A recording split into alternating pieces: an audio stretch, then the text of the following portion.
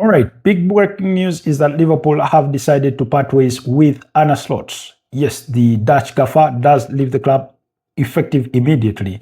This proceeding, a season review that culminated into the conclusion that things had gone too bad for them last campaign, finishing 5th of the Premier League log with 24 points, adrift of where they finished last season as Premier League champions. Welcome back to the Football Tribe UG channel. Robert K. Sarkos is my name. Hope you're doing well. So this is what Liverpool put out in a brief statement. They said Liverpool can confirm Arne Slot is to depart his role as head coach with immediate effect, and that the process to appoint a successor is underway. He leaves with a Premier League title to his name and our deepest gratitude and appreciation. Yes, it's I think the writing was almost on the wall in a way. It wasn't as vivid and in bold letters that he was going to be sacked, because I said for one that the sooner they pulled the plug on him, the better they would be. But I would also understand if they hadn't decided to pull the plug. Why? Because in winning the Premier League title in his debut campaign with Liverpool, that was last season, 2024-2025, he bought himself sufficient time in terms of invaluable capital that would accommodate him being extended an olive branch when things went sideways. And indeed, they did go sideways after a very lucrative summer, in which they part ways, of course, with some players, the likes of Alexander Trent-Arnold, Luis Diaz, Darwin Núñez. They managed to bring in Fran Wirtz, Hugo Ekitike, Alexander Isak, Jeremy Frimpong, Milos Kerkez, Mamadashvili, Giovanni Leoni, all at the price of them breaking the transfer record fee twice, in bringing in Fran Wirtz at £100 million and Alexander Isak for £125 million. When Arne Slot was asked at the end of the season to sum up his season, in one word, he said injuries. That was the word he used, because at the tail end of it, Hugo Ekitike suffers an injury.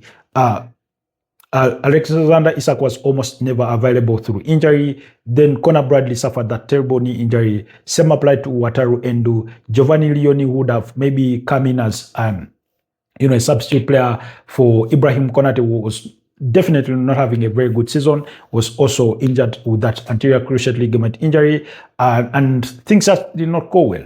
But to be fair, Liverpool were so poor at times that you almost could hardly imagine that they were the reigning champions. Had the writing not been in bold letters and in golden writing that they were the reigning champions of the Premier League, you could almost not believe it if somebody told it to you that you're watching the reigning champions play. First of all, they lost 12 games in the Premier League this season, drew 9 games and only won 17, finishing in 5th place with a tally of 60 points. That is 24 points adrift of where they finished last season, for which, if they had finished with the same tally of points this season, they would have ended up in 2nd place behind Arsenal, the eventual champions, who finished with 85 points.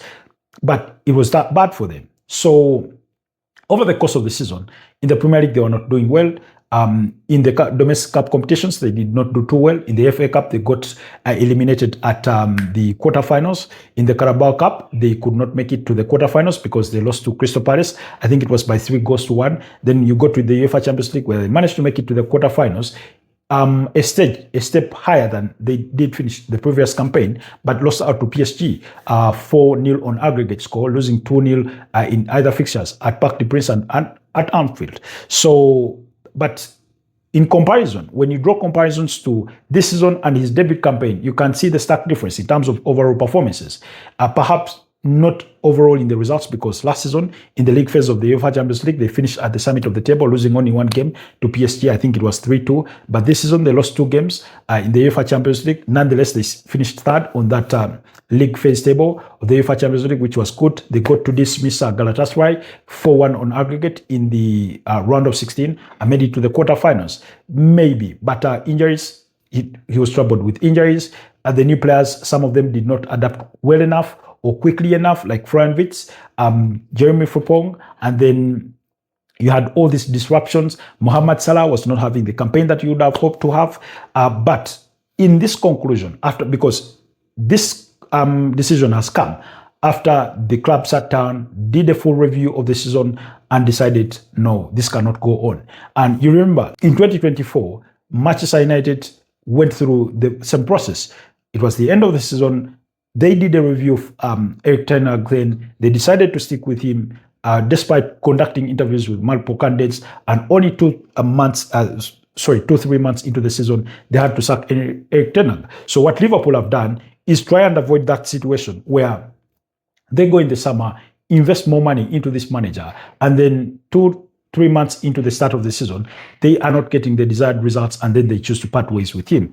But more importantly, I thought that statement from Mohamed Salah is what appeared to be the last roll of the dice for Arne Slot, because he talked about things crumbling. He said, us crumbling to yet another defeat, and this was in the aftermath of them losing by 4-2 against Aston Villa on match day 37. He said, us crumbling to yet another defeat this season was very painful and not what our fans deserve. He said, I want to see Liverpool to go back to being the heavy metal attacking football team that opponents fear, and back to being a team that wins trophies. That is the football I know how to play, and that is the identity that needs to be recovered and kept for good. It cannot be negotiated, and everyone that joins this club should adapt. In other words,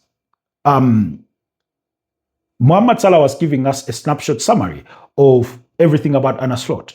That yes, we won the league title last season, it was incredible, but I've seen us digress. We're no longer that team that grinds it out. We're no longer the heavy metal football team that we were under Jurgen Klopp. And it is okay for a new manager to come in and change things. But when things change for the worse or for the bad, when you lose your core elements as a team, that heavy metal attacking football that he's talking about, you could see that Liverpool, when it came to their counter press, or once they dropped the ball, they were not that same team under Jurgen Klopp.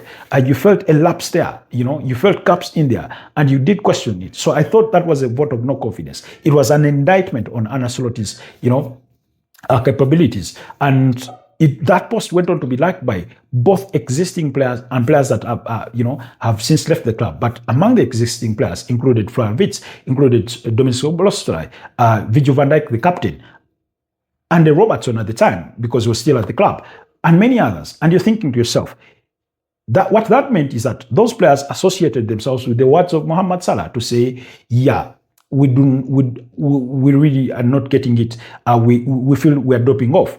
Anyway, the process to appoint a new manager will get underway almost immediately, and according to multiple reports, at least Andoni Iraola is the leading candidate to replace Arne Slot at Anfield. And this is coming from David Ornstein of The Athletic, who has revealed that Andoni Iraola is the leading candidate, but there are other candidates that are really of interest to Liverpool in as far as a replacement is concerned. So according to David Ornstein of The Athletic, he says, and I quote, Andoni Iraola clear favourite to succeed Arne Slot as Liverpool boss. Liverpool may talk to other candidates like Stuttgart's Sebastian Hoeneß and Pierre Sarge of RC Lens, but 43-year-old Spaniard, the leading contender post Bournemouth exit, plus close to Richard Hughes. That's coming in from the well-trusted David Ornstein. But then it is further re-emphasized by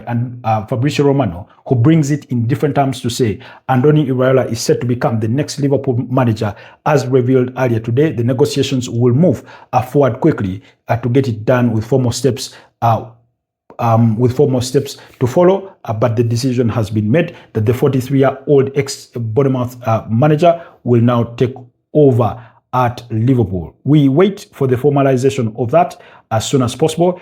Meanwhile, there were rumors, and I saw it on social media still. Somebody was saying that after the UEFA Champions League final, Luis Enrique was going to part ways with PSG and come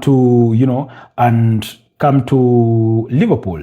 Well, I do not know if that is going to be the case, but I can see a Liverpool fan here saying that their first four choices will be Jurgen Klopp to return, Luis Enrique to be number 2, Julian Nagelsmann number 3, Carlo Ancelotti to be number 4. And that is what I was saying in our earlier on, that if Liverpool are not going to go with Andoni Iraola,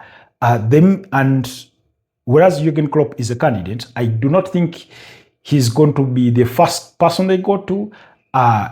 Other than that, I think they would have to wait for the World Cup to end to try and attempt Julian Nagelsmann or to try and attempt Mauricio Pochettino or somebody else. But do let me know what your thoughts are on that news. Arne Slot leaving Liverpool, effective immediately. Who would be your preferred choice to replace him at Anfield? Liverpool fans, let me know. Other football fans, well-wishers or otherwise, let me know what your thoughts are down in the comment section.